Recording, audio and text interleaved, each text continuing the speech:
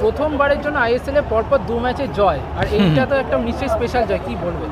খুব ভালো লাগলো। ইনফ্যাক্ট আমি বসে ভাবছিলাম ওটা যে পরপর 2টো ম্যাচ তো আমরা জিতিনি, আর আজকে যখন গোলটা শোধ হয়ে গেল তখন একটু চিন্তায় পড়ে গেছিলাম যে আমাদের লড়াইটা কি আজকে এখানে শেষ হয়ে গেল, কিন্তু সেটা হলো না, সেটাই আনন্দের।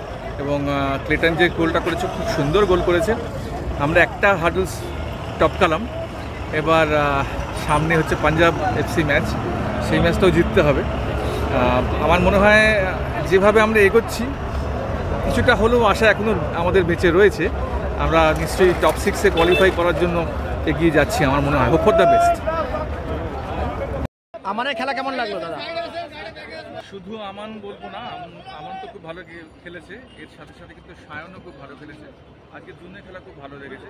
বিষ্ণু আজকে একটু অফ কালার ছিল, বাট এই দুজন খুব ভালো।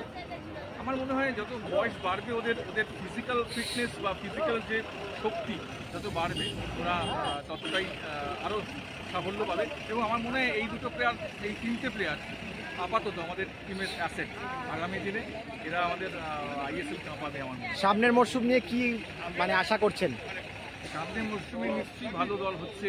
আমাদের তারাল বলে প্লেয়ারটি এসছে, আরও ভালো ভালো প্লেয়ারের সঙ্গে যোগাযোগ করছে।